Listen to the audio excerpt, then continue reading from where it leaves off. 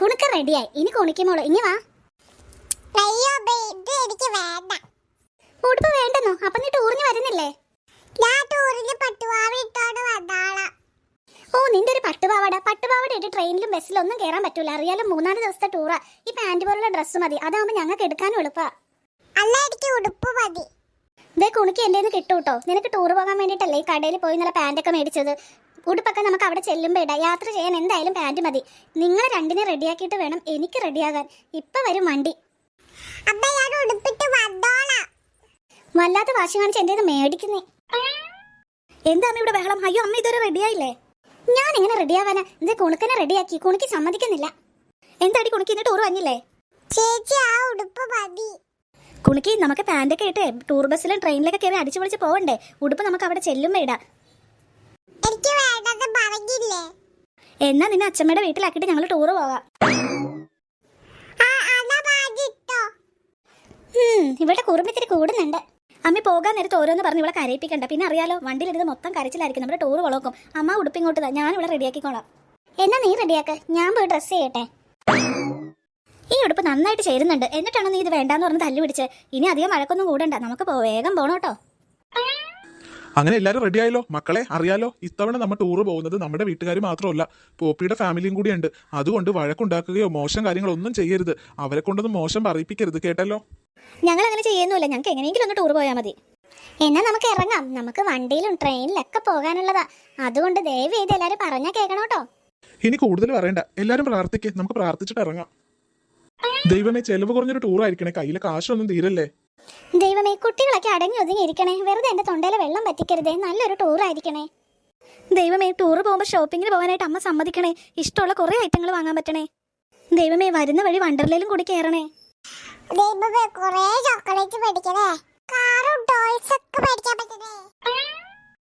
എല്ലാരും പ്രാർത്ഥിച്ചില്ലേ? ഇനി നമുക്ക് ഇറങ്ങാം.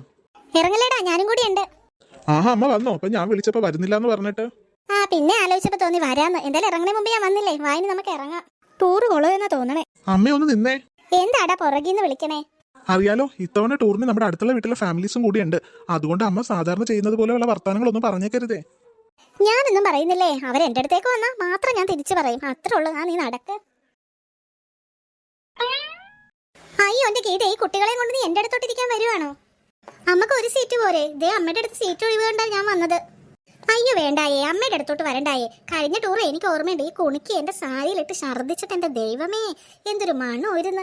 ഞാൻ കഴുകിയ നനഞ്ഞല്ലേ ഞാൻ അവിടം വരെ എത്തിയത്. ഇതേ എന്റെ പുതിയ ചുരിദാർ, എന്റെ മായമോട് വാങ്ങിച്ചിരുന്ന ചുരിദാറാ. 10,000 രൂപയാ വില.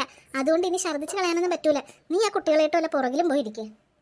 എന്താ അമ്മ ഇത്? പോപ്പിയും ഫാമിലിയും കൂടി വരാനുണ്ടെന്ന് ഞാൻ പറഞ്ഞില്ലേ. നമ്മൾ മാത്രമല്ല ഇപ്രാവശ്യത്തെ ടൂറിനുള്ളത്. എല്ലാവരും അഡ്ജസ്റ്റ് ചെയ്തിരുന്നാലേ പോകാൻ പറ്റൂ. അമ്മ അങ്ങോട്ട് നീങ്ങിയിരുന്നേ. ഒരു സീറ്റ് ഒഴിവുണ്ടല്ലോ, അവരവിടെ ഇരിക്കട്ടെ. അത് തന്നെ, എല്ലാവർക്കും സീറ്റ് തികയണ്ടേ. ഞാൻ അമ്മയുടെ അടുത്തോട്ട് ഇരുത്തുന്നില്ല, എന്റെ മടിയിൽ ഇരുത്തിക്കോളാം. ഓ എന്തൊരു കഷ്ടമായത്. എന്നാ ഒരു കാര്യം ചെയ്യും, ആ കുണുക്കൻ എവിടെ ഇരുത്തിക്കോ. കുണുക്കനാകുമ്പോ ടൂറിന് പോകുമ്പോ ഛർദ്ദിക്കൊന്നുമില്ല. കഴിഞ്ഞ ടൂറിന് ഒന്നും ഛർദ്ദിച്ചില്ലല്ലോ. ഈ കുണിക്കുമോൾ എവിടെ ഇരുത്തണ്ട. അയ്യോ കുണിക്ക് കാര്യല്ലേ. കുണിക്കുമോൾ ചേച്ചിമാരോടൊപ്പം ഇങ്ങ് പോരെ. നമുക്ക് ഇവിടെ ഇരുന്ന് അടിച്ചു പൊളിക്കാം. അച്ഛമ്മനോട് പോവാൻ പറ. കുണിക്ക് പോയി. ഇനി എന്താ അമ്മയുടെ പ്രശ്നം? ഞങ്ങൾക്ക് ഇവിടെ ഇരിക്കാലോ അല്ലേ. ഇരുന്നോ. കുണുക്കനെ കൊണ്ട് എത്ര വേണമെങ്കിലും നീ എന്റെ അടുത്തിരുന്നോ. അവൻ ഛർദ്ദിക്കൂല. കുണുക്കാൻ വേണമെങ്കിൽ അച്ഛമ്മയുടെ മടി ഇരുന്നോട്ടോ.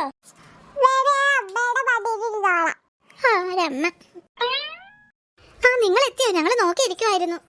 ഞങ്ങള് വൈകിയോ ഗീതേ? ഇല്ല, ഞങ്ങൾ ഇങ്ങോട്ട് കയറി ഇരുന്നതേ ഉള്ളൂ. കുണുക്കാ, ആഹാ പോപ്പിക്കുട്ടൻ നല്ല സ്മാർട്ട് ആയിട്ടുണ്ടല്ലോ. പോപ്പിയും കാപ്പിയൊക്കെ ഛർദ്ദിക്കുക അങ്ങ് പുറകെ പോയിരുന്നോ. എന്റെ പൊന്നോ, ഈ അടുത്ത് എങ്ങും ഇരിക്കരുത്. കഴിഞ്ഞ ടൂറിന് കുണിക്ക് മുഴുവൻ ഛർദ്ദിച്ചതാ. അതുകൊണ്ട് പോപ്പിയുടെ ഫാമിലി പുറകിൽ പോയിരുന്നു. ഓ, ഇവരെന്താടി ഇങ്ങനെ? ഇവരെ കൂടിയാണോ നമ്മൾ ടൂറ് പോകുന്നേ? ഒരു മനുഷ്യരെ കാണാത്ത സ്വഭാവം. കുട്ടികളോട് പറയണ കേട്ടില്ലേ? ഇവരിങ്ങനത്തെ ഒരു ടൈപ്പാ. ഗീത പറഞ്ഞിട്ടുണ്ട്. നമുക്കതൊന്നും മൈൻഡ് ചെയ്യണ്ട. പുറകിൽ പോയി ഇരിക്കാം. വാട പോപ്പി. എന്നാ വണ്ടി പോട്ടെ. അയ്യോ കുണുക്ക എന്ത് പറ്റിയടാ? എന്താ ഗീത, എന്ത് പറ്റി? രാവിലെ കൊടുത്ത പാൽ അവൻ ഛർദ്ദിച്ചു. ചേട്ടാ വണ്ടി ഒന്ന് നിർത്തിക്കേ. വാടി, നമുക്ക് വേഗം പുറത്തിറങ്ങി കുഞ്ഞിന്റെ വായൊക്കെ കഴിയിക്കാം. ഓ കുരുത്തം കെട്ട ചെക്കൻ. ദൈവമേ, എന്റെ മായമോള് മേടിച്ചു തന്ന 10,000 രൂപയുടെ ചുരിദാർ നശിപ്പിച്ചു. എന്നിട്ട് അവൻ അവളെ കൊണ്ട് പോയിരിക്കുന്നു വാ കഴിയിക്കാൻ. ഇത് പിന്നെ ആര് കഴുകിത്തരും? അയ്യേ എന്തൊരു കോലായത്. അയ്യേ, പാല് ഛർദ്ദിച്ചെന്റെ മേത്തിട്ടിരിക്കുന്നു. ഓ ചെള്ളു ചെക്കൻ. എന്റെ സരസ്വതി ചേച്ചി, എന്റെ ചെക്കൻ ഇരുത്താനതല്ലേ ഛർദ്ദിക്കുമെന്നും പറഞ്ഞു. ഇപ്പൊ എങ്ങനെ ഇരിക്കണ?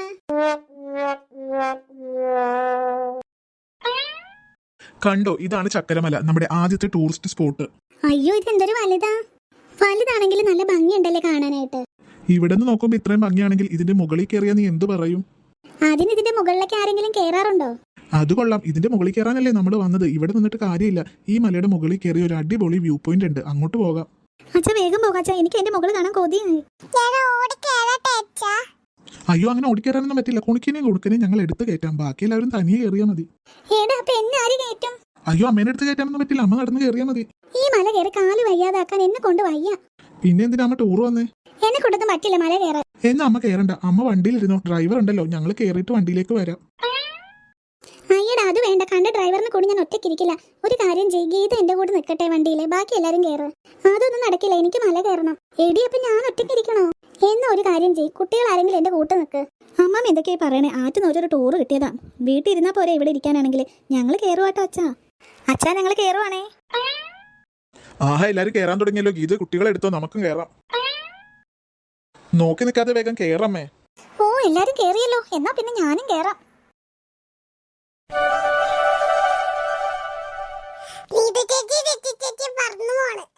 അച്ഛൻ പറഞ്ഞപ്പോ ഞങ്ങൾ ഇത്രയും പ്രതീക്ഷയില്ലാട്ടോ. എന്ത് തണുത്ത കാറ്റ്, എന്ത് രസാ ഇവിടെ. അത് തന്നെ, അടിപൊളി വ്യൂ.